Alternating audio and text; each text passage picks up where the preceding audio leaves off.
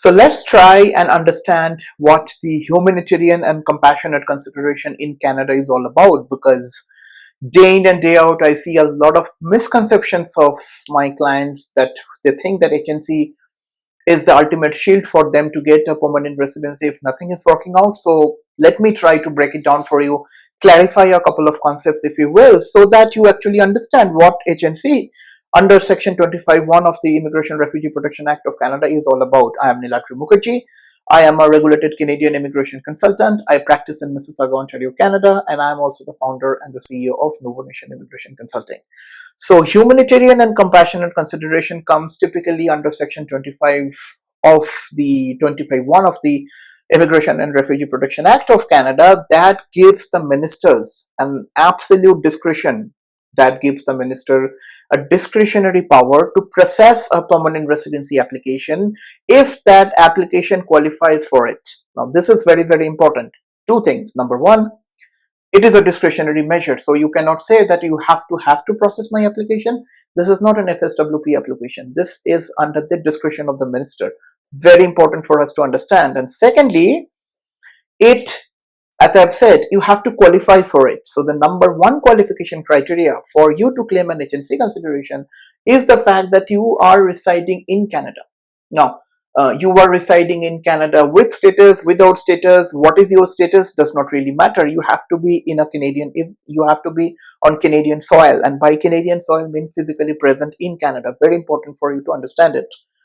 Secondly, you are not criminally admissible to Canada. In other words, criminally inadmissible to Canada, if you will. In other words, you are not disqualified to be a permanent citizen of Canada under Section 34, 35 and 37 of the Immigration Refugee Protection Act, meaning that you have never been charged with serious criminality, you have never been charged with organized criminality, and you have never been charged with human and international rights violations. So those are 34, 35 and 37 of the Act.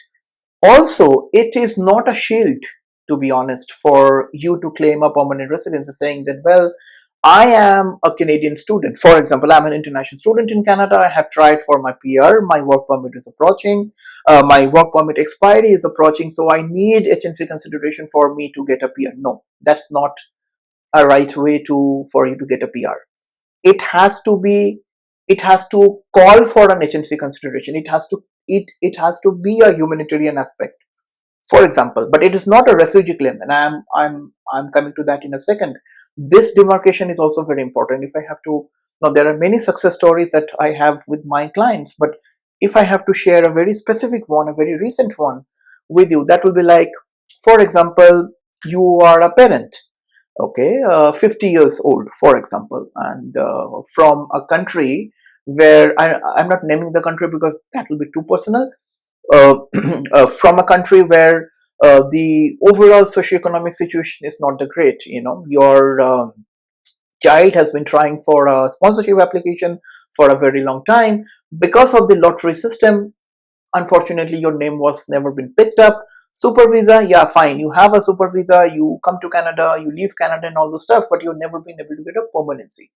Is that something calls for a humanitarian and compassionate aspect? Absolutely yes. This is an example of a successful HNC application. Now, another example, again from our own own practice. For example, you have come to Canada a long time ago as a student, eventually got a PGWP. You did not get selected under the PR programs because you never really qualified for it, or you did not score enough for you to get a invitation under either Express Entry or PNP. Having said that, the situation of your country is such that you are not really being able to go for it, go back to the country. There must be a threat to you, something like that sort. But again, it's not a refugee claim. That again calls for the minister to use his or her discretion to give you a potential permanent residency under the humanitarian and compassionate aspect. Now, As I have said before, this is very important for you to understand that this is not a refugee claim. This is not an asylum application. Sometimes people think that, well, Canada gives protection to so many people. If I'm not getting a PR, I would also be able to get a, like my refugee claim processed, and then I will be eventually a permanent resident of Canada. That is a dangerous mistake. Never ever apply for a refugee. Never ever apply for asylum if you do not qualify. If you do not understand the qualification criteria of it, you have to understand sections 97 and 97 of the act. What is a refugee? What is a refugee? Is a very, very scientific process. So I'm just trying to touch upon the base to tell you that it's not a refugee application. Having said that, if you qualify, Canada does process agency applications. We have, as I have said, we have a lot of success stories within our organization, but you have to qualify. In order for me to understand whether you qualify or not, the very first step would be a consultation. There is a section of agency application on our website. Book that consultation, come to me. I'll then be able to discuss with your feedback whether you qualify for it or not. If you do qualify, it does make sense to proceed. Now, one thing you have to understand is that agency application, being a discretionary application, the permanent residency processes that are being done within that application is a very, very, very time consuming process. So you are looking at, on an average, very easily a time frame of close to 1 year. Now, if you have a work permit, if you have a valid work permit, yes, you can then still work while your application is processed. But claiming for an agency application does not automatically let you stay inside Canada till that application is processed,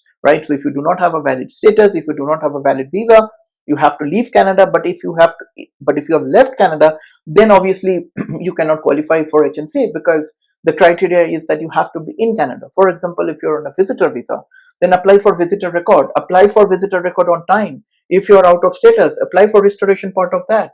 But again, everything has to be done by logic. It is not a shield, back to my original point, for you to stay in Canada. IRCC is smart. Their decision making processes are very, very smart. So make sure you understand what is it, very important, and apply for it once. And if you are 100% sure that you qualified, because if you make an application and if that application is rejected, it closes the potential doors for many potential applications. So do not make the mistake of just jumping into that application without knowing the nitty-gritties of it. As an organization, we 100% work on this kind of cases. A lot of success stories, a lot of experience. So come for our consultation. I'll be more than happy to have a case specific discussion with you. To first of all analyze your situation, I have to ask you 1000 questions to get a complete clarification, and in the end I will be able to tell you whether you qualify or not. Hope this helps. See you guys in the next one. Bye now. Cheers.